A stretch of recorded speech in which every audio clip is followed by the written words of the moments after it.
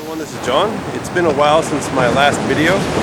Just been busy with work and also just taking sort of a break from photography in the sense of making videos. When I've gotten free time, when I go out, it's just been more for just to relax.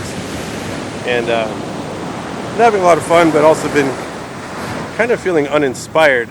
So I feel like I've been everywhere in Southern California. And when I get into that kind of mode, in some ways I just put the camera down and just go out and be a part of the scenery versus just viewing the scenery, if you know what I mean. One thing I've been trying to do lately is explore beaches with my drone. I've seen this with other drone photographer. He goes and finds great white sharks along the California coast. I was like, that looks pretty cool. Gives you a reason to go out, you know. So I started doing that and haven't found a shark yet. So I thought, I'll give it a shot this weekend. And along the way, I just photographed some beautiful scenery. I'm in Malibu right now. I just got this 85mm lens. It's a 1.4L. True confession, I traded medium format film camera for it. I love the medium format camera and I'd still like to have one, but I just haven't been using it. So instead of collecting dust, I thought might as well trade it for something I can use. So where I'm at, it's Point Doom. It's a popular beach. I think this is Big Doom. There's a little Doom just around the way. It's actually where I was headed first because there's a huge kelp forest just off the beach around the way. But as I got to the only parking spot available, there's a film crew there and they're filming something, and any foreseeable parking spot was taken. And the nearest spot was it's a few miles down the road. So plan B. It's pretty kind of a straightforward shot. I like how there's like a sort of leading line where the shore dips into the ocean. I'm shooting at f8, and just pretty simple. I have remote, Bluetooth.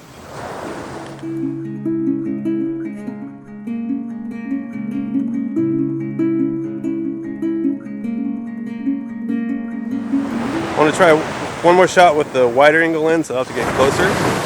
It's a 16 to 35. I thought I might elongate some rocks in the front before the waves crash. I just thought it might look cool, so I'm going to go over there.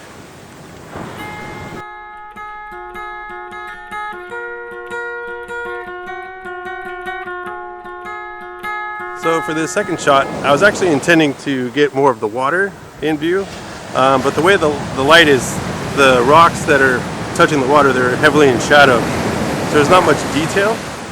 And as I was coming closer, I noticed there's this cool little ridge that's a foot tall, that's smooth, hasn't been touched by footprints yet, and so I thought it made a cool leading line into the rock, more than the previous shot. So I got low and shooting at f8 still. I might do a focus stack to where the front isn't. I'll do two shots where the front foreground is in focus, and then one where the rock's in focus, and then merge them in Photoshop.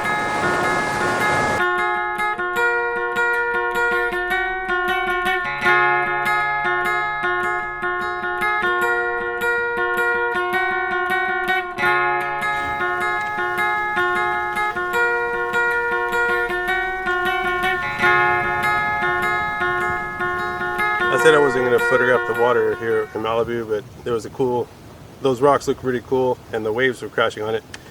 And there's a cool perch on one of the rocks where the water just goes around, so I didn't want to risk getting hit and videoing at the same time and all that, so I wanted to pay attention to the water. So I just did the shot. It was an 8-second exposure. I had a 10-stop ND filter and just waited for a good flow of water.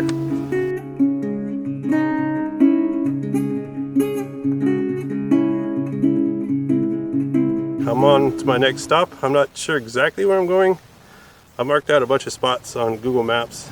Not that I'm going to go to all of them, but just if I'm in the air and it looks interesting, that's where I'll stop. I'll see you at the next spot.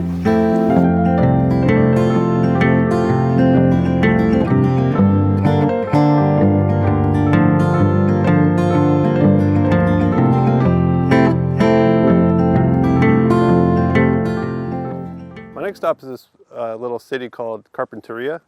I actually just stopped for lunch, and I saw nearby there's a public garden. I thought it'd be cool just to go for a stroll, burn off some calories after lunch. I like to just wander around gardens sometimes.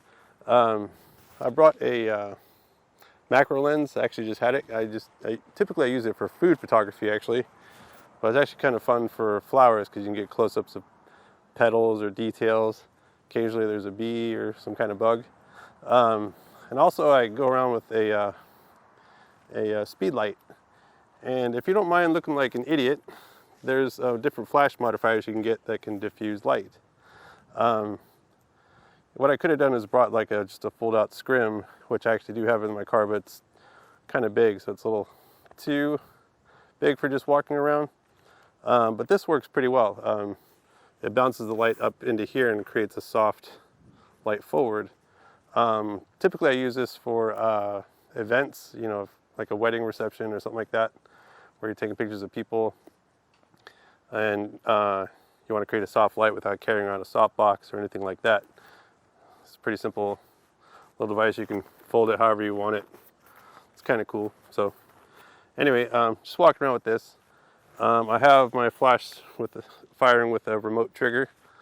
So I'm just exploring for a little bit and then head back on the road.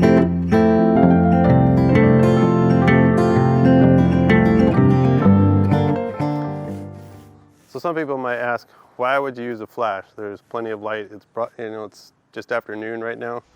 It's pretty bright out here. Why would you use a flash? The shadow knows. I found this pink flower here.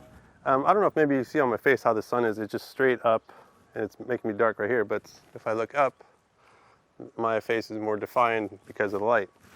So that happens the same. It's not just exclusive to people. That works with flowers.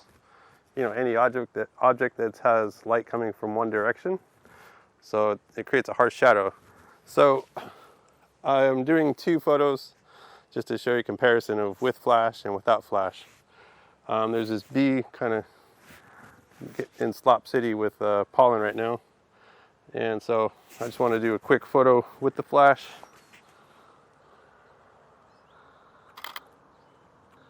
And then without, I have to adjust the shutter speed. Same photo in a sense, you know, composition wise and everything, but just compare the light. What do you think?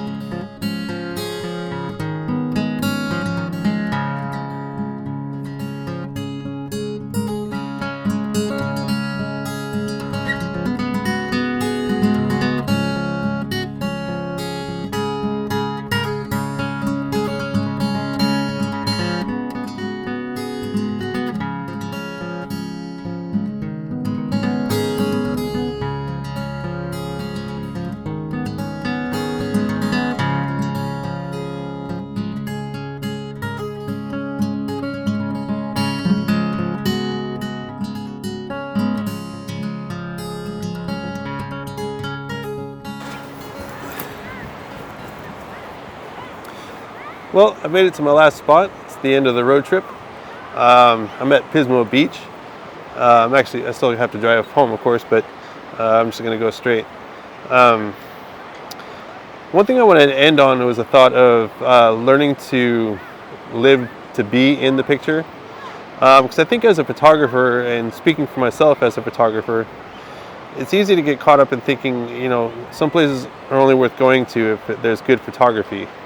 You know, if it's worth the time, you know, you got to have the camera.